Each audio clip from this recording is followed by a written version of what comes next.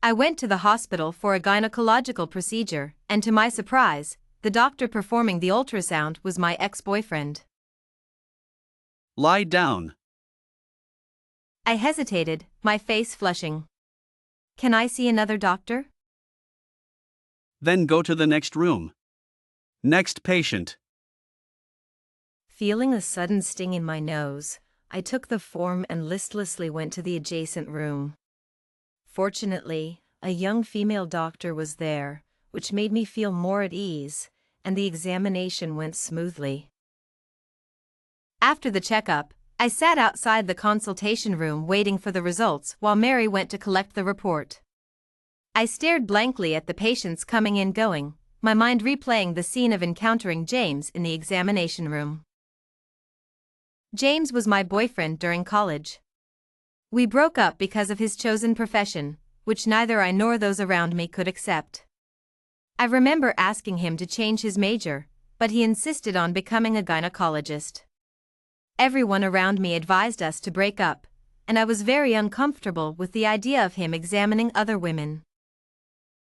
We broke up 3 years ago, and he indeed pursued the career he loved, while my life has been quite a mess since then. Doctor, how are the results?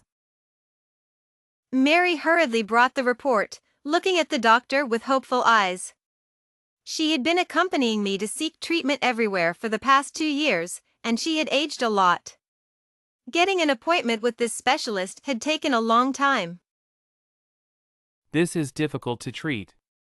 How did such a young girl end up with such poor uterine conditions? My body began to tremble. Years of seeking medical help, undergoing surgeries, and facing disappointments had left me shaking uncontrollably at the thought of it all. Have you had any previous terminations? No. Every doctor had asked this question, and it always made me emotional. At this point, you should be honest. Even if you did something regrettable, we wouldn't blame you. Let's focus on getting you treated. I cried out in anger. I didn't. I just didn't. I rushed out of the room and ran straight into James's arms. Why was he here? Did he hear what the doctor asked?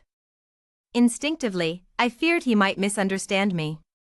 During our year together, the most we did was hold hands and hug. Would he think I had been reckless after our breakup? With tears in my eyes, I stared at him. He calmly walked past me and handed a report to Dr. Smith. This is urgent. I brought it over since I was finishing my shift. Dr. James, you're just in time. Can you take a look at this patient's file? You're the best in our department for this type of surgery.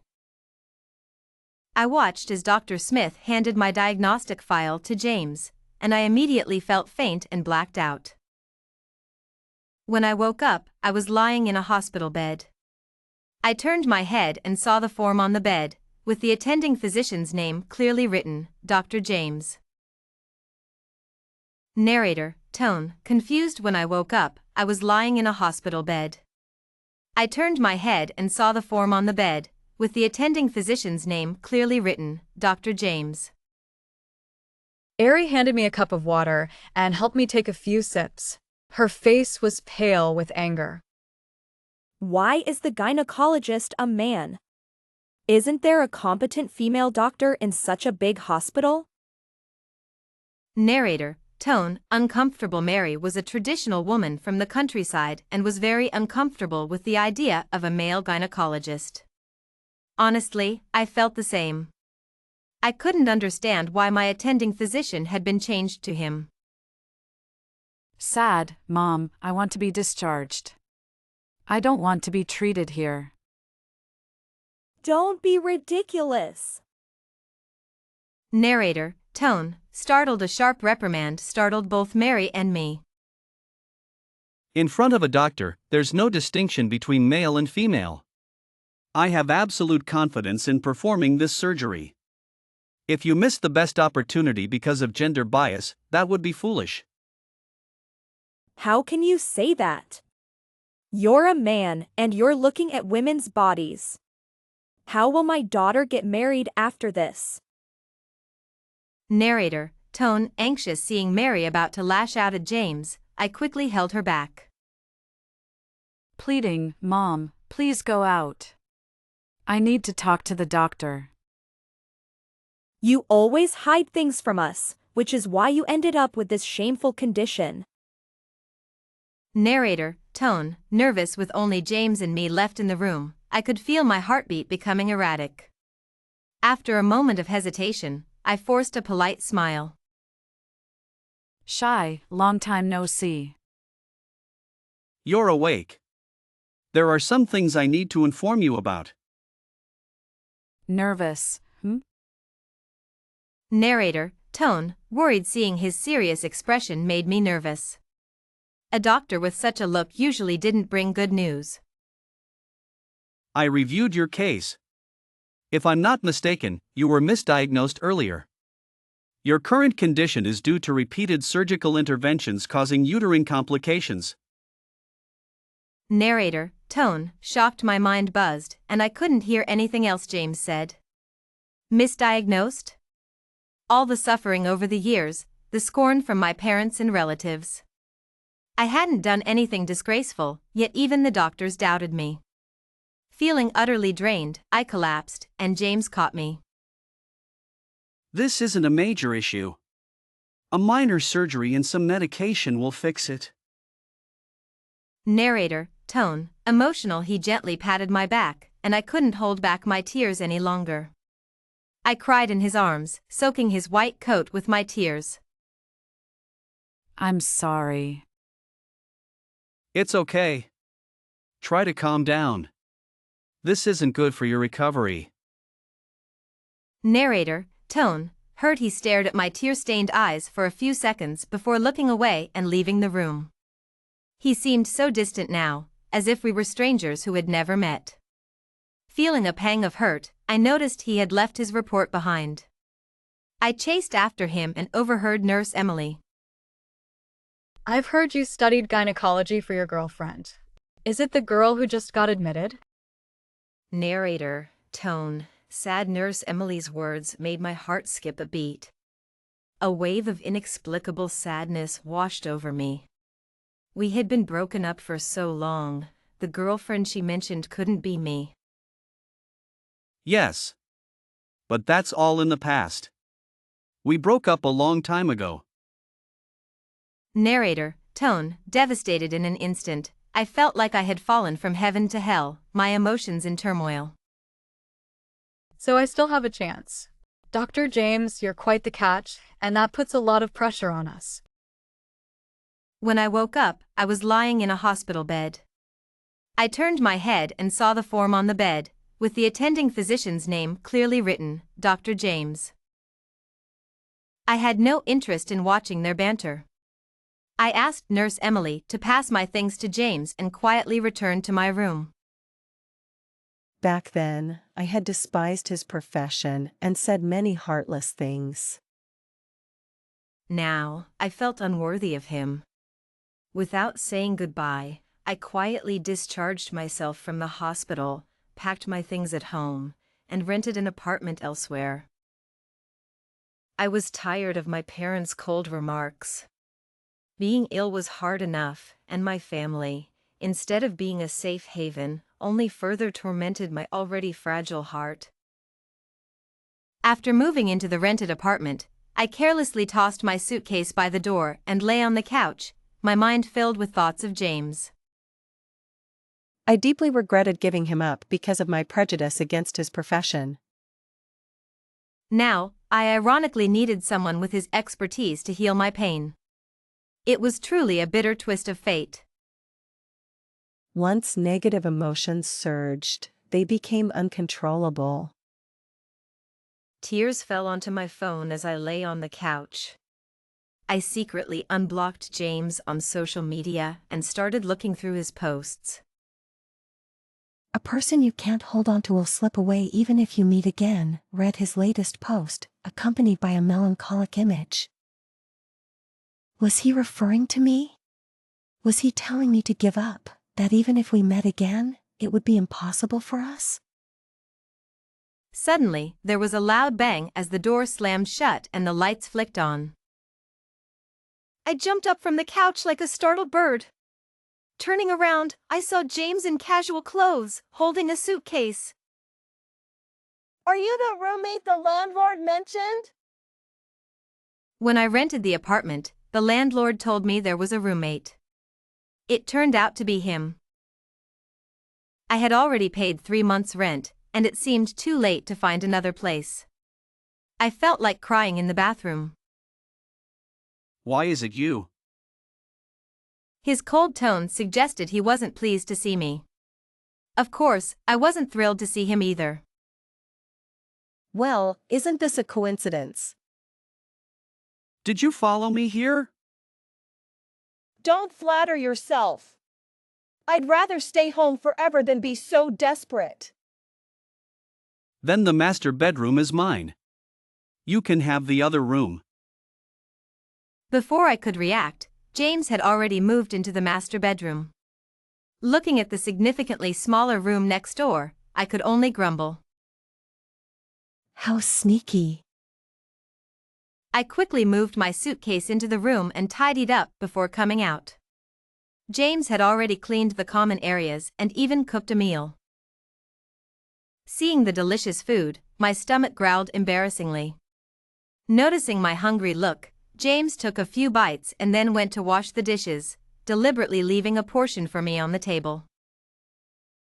Once he went to his room, I sat down to eat. The food was delicious and satisfying. I wondered when he had learned to cook. He used to be so busy, grabbing quick bites of fast food before diving back into work. This was the first time I had tasted his cooking. After eating, I dutifully washed the dishes. That night, we stayed in our respective rooms, not disturbing each other. The only inconvenience was that the bathroom was in the living room. So, that night, I came out to use the bathroom wearing a loose t-shirt and shorts. Opening the door, I walked right into James, who was also using the bathroom. He was only wearing boxers. I was mortified. Why didn't you knock? James hurriedly pulled up his pants. I couldn't help but tease him. Obviously, to get an eyeful. Sophia, you haven't changed a bit. Still shameless after all this time. Narrator, tone, cheerful after our reunion, he called my name for the first time, and for some reason, it made me happy. Narrator, tone, mischievous. I smiled mischievously, admiring James's physique like a rogue. He had developed abs, his body was much better than before. Narrator, tone, surprised. Suddenly, James leaned in, pinning me against the door. James, tone, serious? Do you dress like this in front of strangers? Narrator, tone, shy. His words made me realize how little I was wearing. The loose t-shirt couldn't hide my feminine features, making me look even more alluring. Narrator, tone, whispering, softening my voice, I whispered in his ear. Narrator, tone, whispering, you're not a stranger at all. James, tone, serious enough. Remember to dress properly next time, or I can't guarantee I'll control myself. Narrator, tone, shy. He quickly ran back to his room. Narrator, tone, thoughtful. If I wasn't mistaken, his ears seemed to have turned red. Did he really not like me at all? Narrator, tone, serious. To avoid overthinking, I quickly finished in the bathroom and went to sleep. Narrator, tone, serious. When I woke up, James was already gone. As expected, a busy man like him had left early. Narrator, tone, serious. On the table, there was a bought breakfast and a note. Narrator, tone, hopeful. The buns in the bag had become soggy from the condensation, but I still picked them up to eat. Narrator, tone, hopeful. Remember to come to the hospital for a checkup after you wake up. The brief note made my heart skip a beat. Narrator, tone, sad since moving out. Mary had been bombarding me with messages, filled with harsh words. It seemed like James was the only one who cared about my condition. Was it because he cared about me, or was it just his duty as a doctor? Narrator, tone, hopeful. I hoped it was the latter. Narrator, tone, serious. After breakfast, I dressed up and went to the hospital to see James. Narrator, tone, serious. After the treatment, I spoke impulsively. Narrator, tone, hopeful. James, let's get back together. Narrator, tone, serious. James paused his writing and looked up at me, speaking indifferently. James, tone, serious. We broke up. Don't be so childish. Narrator, tone, serious. Childish? Maybe. Narrator, tone, serious. I broke up with him on a whim and now wanted to reconcile just as easily. It was indeed a bit unreasonable. Narrator, tone, regretful, but I truly regretted it. I had been foolish to let prejudice against his profession end our relationship. Narrator, tone, hopeful. James, can you prescribe me another medication? James, tone, serious. I've already given you all the necessary prescriptions. Come back after you've finished them. Narrator, tone, hopeful. I'm missing a regret pill, and only you have it. Narrator, tone, serious. Thick-skinned, I pleaded for reconciliation. James's face grew darker, and he stood up, pushing me out. Narrator, tone, sad. As I left, I saw Nurse Emily, who had been pursuing James. She gave me a disdainful look. Nurse Emily, tone, unfriendly. You rejected such a good man like Dr. James, and now you come crawling back after getting yourself into trouble. I've never seen anyone so shameless. Narrator, tone, sad. Her words stung. Narrator, tone, serious. On the way back, I bought some groceries and cooked dinner, hoping James would come back to eat with me. Narrator, tone, sad. I waited until late at night and fell asleep on the sofa without realizing it. Narrator, tone, sad. Was James scared off by me, avoiding staying here to avoid awkwardness? Narrator, tone, terrified. A nameless force gripped my heart, causing it to ache even in my dreams. Narrator, tone, surprised. The feeling of being lifted startled me awake, and I found myself staring into James's deep eyes. I was in his arms. Narrator, tone, shy. Was it too late to pretend to be asleep? James, tone, serious. If you're awake, get down yourself. My arms are sore from surgeries all day. Narrator, tone, shy. Only then did I notice the faint smell of disinfectant and the slight scent of blood on him. I quickly jumped off him, my face turning red. James, tone, serious. Don't do such meaningless things again. Narrator, tone, sad. He turned his back to me, his tone distant. I looked at the food on the table, lowered my head, and felt the heat on my face quickly dissipate.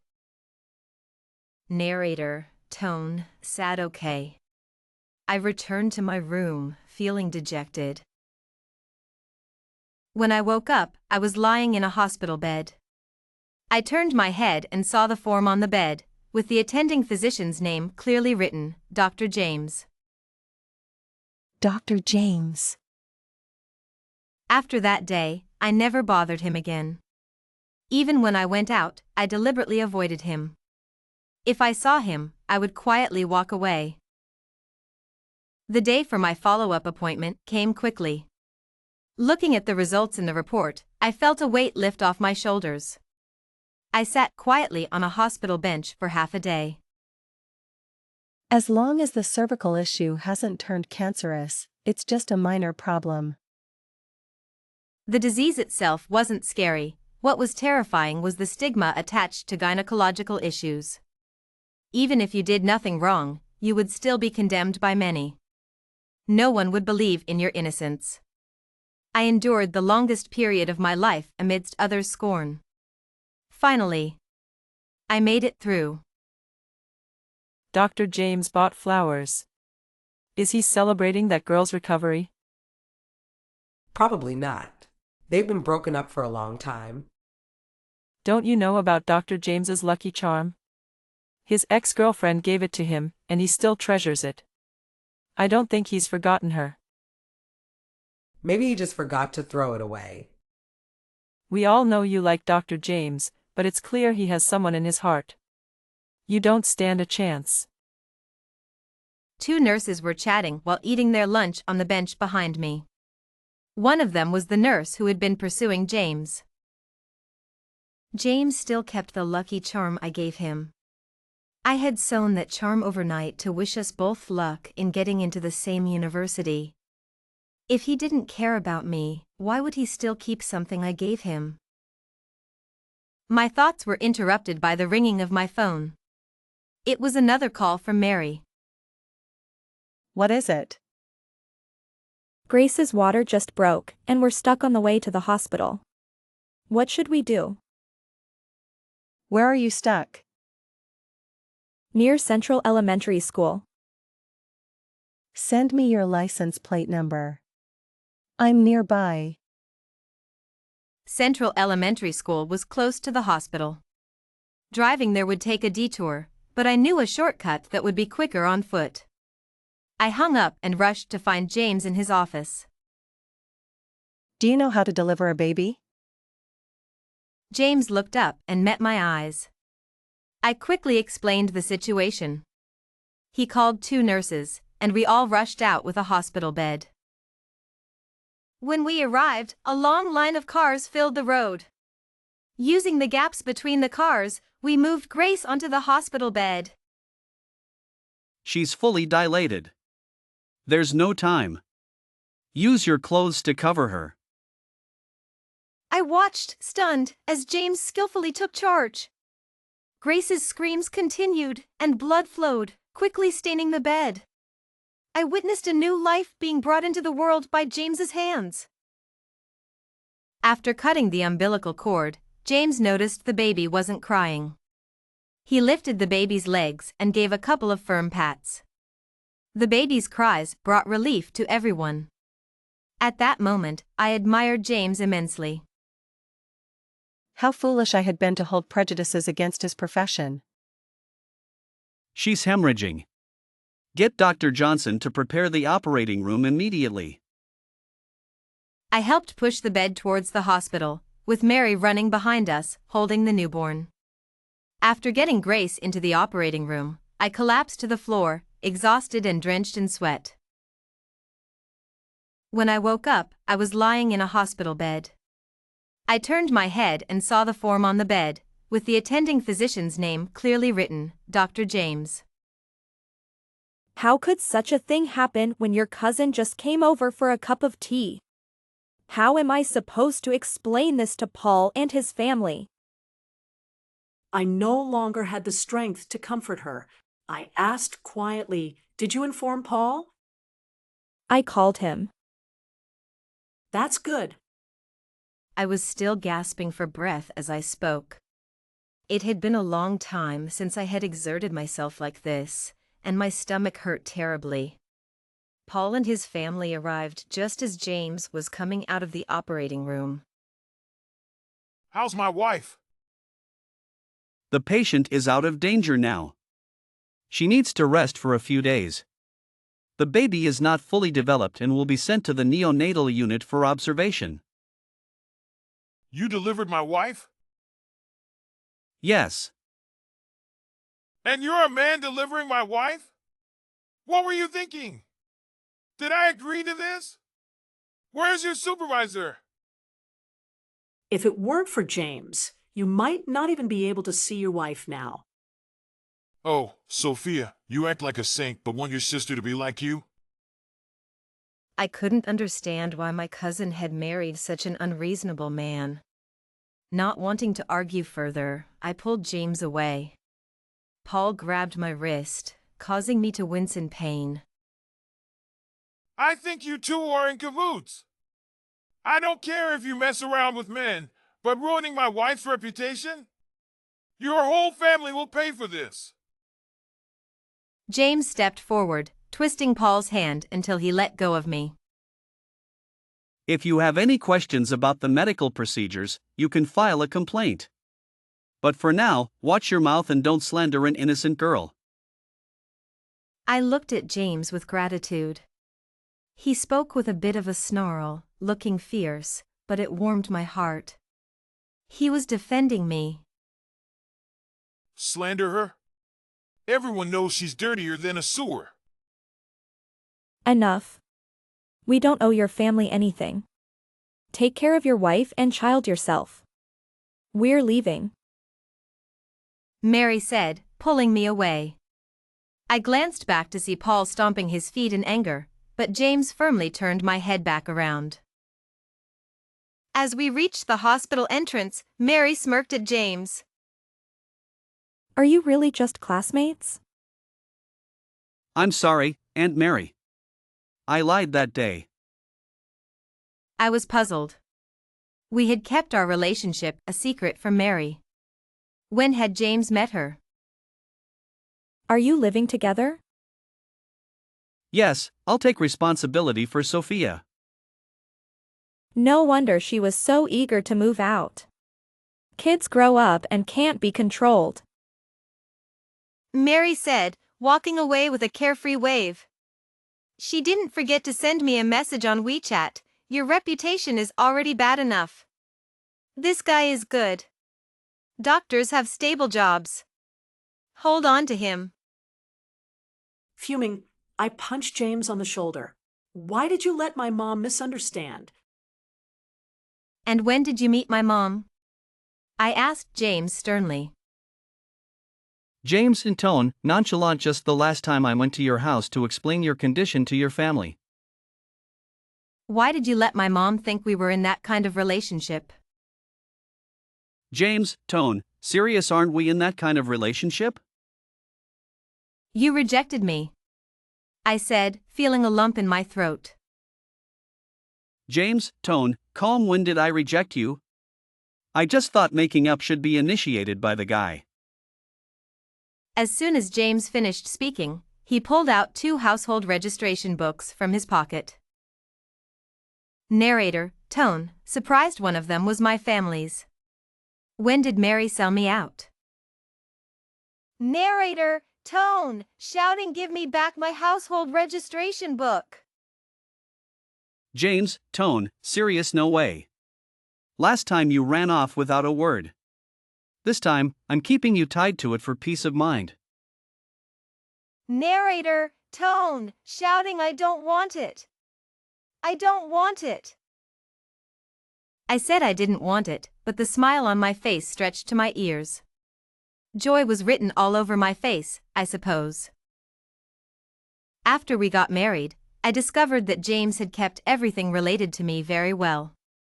From his friends, I learned that after I broke up with him unilaterally, James searched everywhere I might have gone. Narrator, tone, excited. He patiently explained my condition to Mary and everyone else, proving my innocence to each one of them. One day, at a class reunion in a quiet bar, Lily asked me again. Lily, tone. Curious, your husband is an obstetrician. Does that really not bother you? Narrator, tone, cheerful. Having a husband who's an obstetrician is great. I can trust him when having a baby, and I don't have to worry about that aspect. He's like a personal health manager on the go. Others have to go through a lot to get an appointment with him. I no longer held any prejudice against his profession. When he was saving patients, he was a hero in my eyes. Lily, tone. Serious, I heard that many men can't handle seeing their wives give birth and can't be intimate afterward. You should think about it. Lily's familiar words reminded me of my past self, who had indeed missed out on James for so long because of such opinions. How foolish I was. Narrator, tone, hopeful. This time, I wouldn't be swayed by others' opinions. I shrugged indifferently. Giving birth is a life-threatening event. A man who can't handle that isn't for me. Having a child isn't something a woman must go through, it's because she loves a man enough to risk her life for him. I wouldn't consider a man who doesn't appreciate that. I'd rather be alone than be with someone who finds childbirth disgusting. A man only glances at it, but a woman risks her life to create a love child for both. This made me appreciate James even more. Watching him deliver Grace's baby was truly heroic, saving 2 lives. My mind was filled with images of James in his white coat, completely zoning out from the conversation around me. Lily nudged me with her elbow, and I turned to see James had arrived. Narrator, tone, surprised. Why are you here? James, tone, friendly to pick you up. The male classmates immediately pulled James over, sat him down, and handed him a drink. Male classmate 1, tone. Cheerful, you won over our class beauty. You owe us a drink. Male classmate 2, tone. Cheerful, yeah, our hearts are broken now that she's taken. You have to drink this. I watched as James, amidst the cheers of the male classmates, picked up the glass and downed it in one go. Another glass was handed to him, with a hint of disdain in the eyes of the classmate. Male classmate 3, tone, unfriendly. I heard you're a doctor. That's a stable job, right? Must be making good money. He's definitely making money. Plenty of families give him red envelopes. Our class beauty wouldn't have chosen him otherwise, right? Working in gynecology, he must see a lot of beautiful women. Doesn't he ever get tempted? Come on, what man wouldn't? I regret not choosing that specialty. Seeing beautiful women every day must be a blessing. Narrator, tone, unfriendly. The other male classmates joined in, their words becoming increasingly crude. I looked at James, who was nonchalantly swirling his drink. Narrator, tone, serious. Their words were so offensive, yet he seemed unfazed. Narrator, tone, serious. I had been curious whether James would lose his temper when angry, but after observing for a few minutes, as the classmates' words grew sharper, he remained indifferent. Let's go. Narrator, tone, serious. I couldn't stand it any longer. I grabbed James's hand and left without saying goodbye. Didn't drive? I did, but I've been drinking. Narrator, tone, surprised. It was then I noticed James's cheeks were already flushed. Narrator, tone, cheerful. Just 2 drinks and he was done for. Clearly, people who don't drink often have low tolerance. Narrator, tone, serious. We walked slowly down the street, and after a long pause, I finally spoke. Their words were so harsh. Are you upset? James, tone, serious. Yes. Then why didn't you argue back? James, tone, serious. What hurts me is that you gave up on me because of others' gossip. Narrator, tone, ashamed. I heard the reproach in his voice and felt ashamed. I'm sorry. Narrator, tone, sad. I had been too cowardly back then. If I had been braver, we wouldn't have missed out on so many years. Narrator, tone, hopeful. I looked down at our feet, taking slow steps forward. I wished we could keep walking like this, until we were old and could no longer walk, but still be by each other's side. Narrator, tone, serious. He suddenly took my hand, intertwining our fingers tightly, and said seriously, You can't run away now. One day, I'll make you someone they all envy. Yes, I believe you. Come on, I'll take you somewhere. Narrator, tone, curious. James led me to the busiest part of the central street, mysteriously covering my eyes. What's with the mystery? Narrator, tone, excited. He released his hands and placed a small object in my palm. Narrator, tone, cheerful. I opened my eyes to see a key, and in front of me was a shop less than 30 square meters, with the handmade doll I had given him hanging in the window. Go inside and take a look.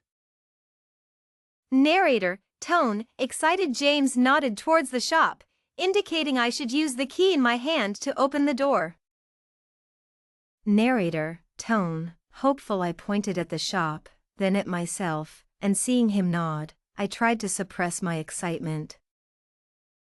Narrator, tone, cheerful. With trembling hands, I opened the shop door. The decor was simple, with wooden furnishings. Display shelves held various finished dolls and some crafting materials. James, tone, friendly. I've paid the rent for 5 years. You can make your crafts here. This is my salary card. Add whatever you need. Narrator, tone, emotional. James handed me his salary card with a smile, and my eyes began to well up. Narrator, tone, cheerful. Years ago, I had sewn a lucky doll for him and dreamily told him I wanted my own studio one day. Narrator, tone, emotional. All this time, he had remembered. Narrator, tone, relieved. Tears streamed down my face as I threw myself into his arms. You fool, what spell did I cast on you to make you do all this? James, tone, cheerful. I drink your potion. Narrator, tone, serious. Still caught up in the moment, James's phone rang. You've been drinking. Can you go? A friend of mine, her roommate, is in trouble. Can I go? Of course, you don't need my permission for that. I understand. You know this person. I didn't quite understand James's hesitation. We took a cab, and as we approached the neighborhood, it felt very familiar.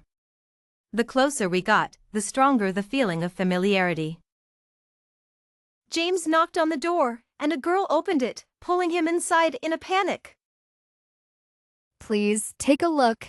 I'm really scared. I followed James inside and was stunned when I saw the girl on the sofa. No wonder the place felt familiar. The girl on the sofa was my college classmate, the one who had urged me to break up with James. When I was misdiagnosed with a gynecological issue, she was the first to kick me when I was down, and we ended our friendship after that. Now, her face was pale, and blood was soaking the sofa beneath her. She was barely conscious. She's losing too much blood. Her uterus might be ruptured. We need to get her to the hospital immediately. She doesn't want to go to the hospital. I suggested calling 911, but she refused. I was so scared that I called you. Respecting her wishes, why did you call me then? It was the first time I saw James angry, and I found it surprisingly attractive. He gave me a look, signaling me to help. I helped my classmate onto his back. James carried her to the entrance of the neighborhood, and I hailed a taxi to take her to the hospital. Watching James explain the patient's condition to the doctors warmed my heart. I used to be ashamed of his profession, but now I realized how ignorant and pathetic that was. I must look a mess. No, I'm proud of you.